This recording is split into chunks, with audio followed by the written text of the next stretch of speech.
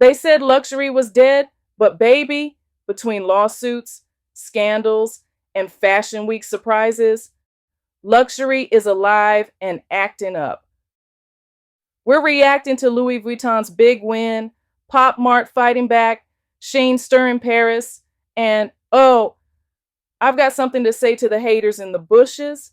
Grab your tea. It's luxury news time. Welcome back to the Handbag Heaven. This is your Vanity Table Talk weekly recap, where we talk about everything happening in fashion, beauty, and lifestyle, and give our reactions to the stories.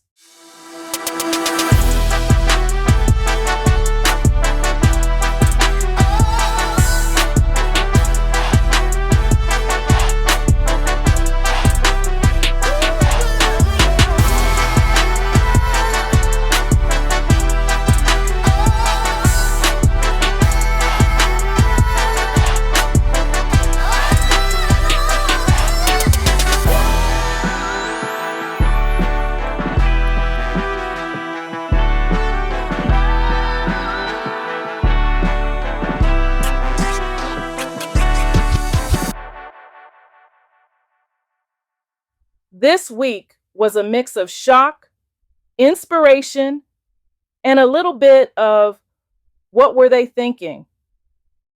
Some of these stories made me want to run to my sewing machine. Others had me shaking my head, but all of them made me think about what luxury really means in 2025. First up, Louis Vuitton just won the largest counterfeit judgment in U.S. history, over $500 million. My first reaction? Wow. And honestly, I respect it. Say what you want about LV being everywhere. But one thing about them, they protect their house. Because when you pour time, talent, and money into building a brand, you have to protect it. You're not just defending a logo. You're defending creativity, artistry, and years of work. And I know some people think it's just bags, but it's not. It's about the culture we create. Do we want a culture of copying or a culture of creativity? Copy culture is easy. Creativity takes courage. That's why I talk about tweaking, designing, and making your own pieces here, because creation is powerful. So yes, I get why LV fought this case.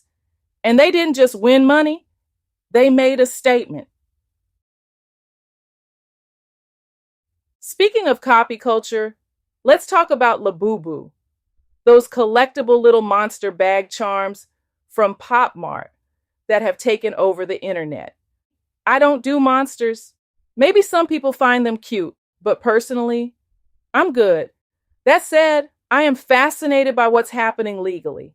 Pop Mart just filed a lawsuit in California against 7-Eleven and several franchise owners for allegedly selling counterfeit Labubu dolls. Fakes that look almost identical to the real ones, packaging and all. They're accusing them of copyright, trademark, and trade dress infringement. Even the U.S. Consumer Product Safety Commission issued a warning that counterfeit dolls could pose choking hazards because they break apart easily. And get this, rumor has it, Pop Mart might even be collaborating with Louis Vuitton soon. LV has a long history of working with artists like Takashi Murakami, Yayoi Kusama, and Steven Sprouse. So if this collab is real, I'll be watching closely. I may not love monsters, but I do love when creativity and artistry collide. Now, let's talk about Shein. Word is they've opened a new store in Paris, and the internet is divided. Some people are excited, others are side-eyeing it. Here's my truth. I've bought Shein before, and it wasn't the stitching that turned me off. It was the materials, the inconsistency, the mystery fabrics, the chemical smell that made me question everything. And sure, Shein isn't the only brand doing fast fashion, but the scale and speed they do it at, that's what worries me. Because when something is that cheap and that fast, you have to ask, who's really paying the price? If a company can produce quality quickly and ethically, amazing. But copying small designers, exploiting factories, and flooding landfills with synthetics, I can't support that.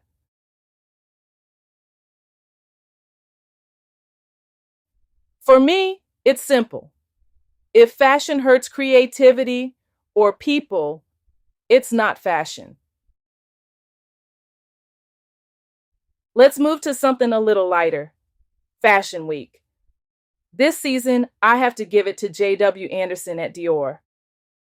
I'll be honest, I was nervous. Dior is classic and polished. J.W. Anderson is bold and experimental. I thought they'd water him down, but he balanced edgy and elegant perfectly. You ever watch a Chanel show and just sit there? Like, what did I just see? That was me. Mixed feelings, honestly. Shocked, surprised, but inspired too. There were some beautiful moments. That crochet wrap skirt, gorgeous. The silk t-shirt dress with the ruching, that's so me. Elevated basic energy. You could dress it up or down, and it still hits. But let's be real. The show felt like it was reaching back in time. And that set, I was so distracted I was staring at the background half the time. But then, the bags, that ruined classic flap, I gasped. It's giving art installation, not accessory. That's not a bag you wear. That's a bag you display. Between that and the set, Chanel gave me my creativity fix. And honestly, that was enough. But the standout for me, Balmain, they're on another planet right now. While everyone else is playing musical chairs with creative directors, Balmain is over there doing pearls, amethyst, jewel armor, ocean treasure couture. Powerful, imaginative, and unbothered. Balmain said, "We're not playing on your field at all." Strong shoulders, old news for them. That's the flex I want from a house. Surprise me. I didn't see it coming, and I love that for us. I was so inspired, I literally ran to my sewing machine.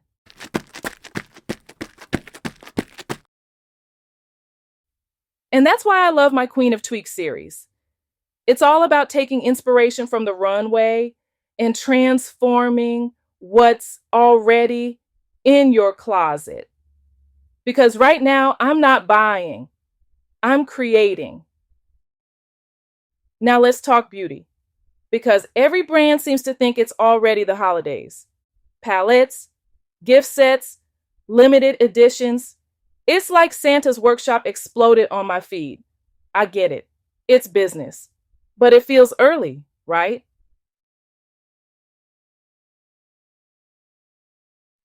At least Hermès is pacing themselves. Their November eyeshadow palette looks tempting. I'll tell you which products made the cut and which didn't in my upcoming Self-Love Saturday episode. Bag charms are having a full-blown comeback. And while I'm not into monsters, I am into creativity. I even made my own leather bow charm because Louis Vuitton refused to sell me that Murakami bag. So I said, fine, I'll make it myself. If you want to try it, my Make It Monday video drops next week. It's beginner friendly and super fun. Now, let's talk prices because luxury is luxurying. Case in point, Louis Vuitton's new $160 lip balm. When it first launched, it came with a sleek black pouch, a small but elegant detail that made it feel special. But recently, I heard they stopped including the pouch altogether. Apparently, it was staining the white lipstick holder. And instead of fixing the problem, like, say, making a new white pouch, they just decided no pouch. Now, I bought mine before that allegedly happened, but it made me think, if I hadn't, would it have changed my experience? Probably not, if I never knew about the pouch. But now that I do, I expect it, because that's part of what you're paying for in luxury. The experience, the thoughtfulness, the feeling that every detail was considered. And look, I don't run a billion-dollar brand, but not replacing the pouch. That's not luxury. Luxury is solving problems with elegance, not shortcuts. Which brings me back to my why buy criteria: design, style, and value. Those three keep me grounded. They remind me that luxury isn't about logos. It's about longevity, intention, and how something fits your lifestyle. Check out my latest Why Buy series video. I share a filter you can use to save money and time when buying luxury. Okay, y'all, I gotta end this reaction with something that's been sitting on my spirit. Because lately I've been seeing way too many posts, comments, and even full-on rants across some of my favorite YouTube channels and IG pages about how people choose to spend their money. Down here in the South, we say it plain. Oh, bless their hearts. They don't even know what they are talking about. Because let's be clear, these channels, these posts, these pages, they're businesses. When you see somebody unbox a bag, it's not just a splurge. It's content, it's strategy, it's marketing, and in some cases, it's a tax write-off. One of the YouTubers I follow had a commenter say, "Real women don't spend that kind of money." Now, baby, that's exactly the kind of energy I'm talking about. Because real women mind their business. Real women spend based on their priorities, not someone else's projections. We know what it means to treat ourselves and handle our responsibilities. Whether that joy comes from a thrift find, a vintage piece, or a brand new luxury bag, it's all about intention and personal value. And listen, I'm not saying everyone has to love luxury or buy designer. Some of y'all are in a season where peace, family, or financial rebuilding is the priority. And that's beautiful too. My point is, whatever brings you joy or balance, do that without judging the next woman for hers. We can uplift each other and still live differently. Stop telling grown folks how to spend their money. Period. We are not doing that in 2025.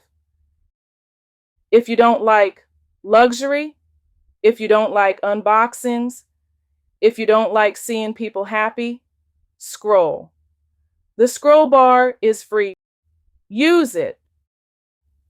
You do you, I'll do Dior, or thrift, or vintage, or whatever fits my purpose. That's it, y'all. So that's it for this week, angels. From billion-dollar lawsuits to fashion week highs, from copy culture to creative revival, there was a lot to unpack. And that's what this channel is all about. Making sense of luxury, finding the meaning behind the trends, and encouraging you to create your own version of beauty and success. Because you don't have to buy everything. You can tweak it. You can make it. If you're not subscribed yet, join the handbag heaven. We talk fashion, beauty, lifestyle, and creativity. Thanks for tuning in to my reactions this week. Don't forget to like and let me know which story had you the most shocked this week. And I'll see you next week, because I'm sure there's something new for me to react to happening now as we speak. Bye for now.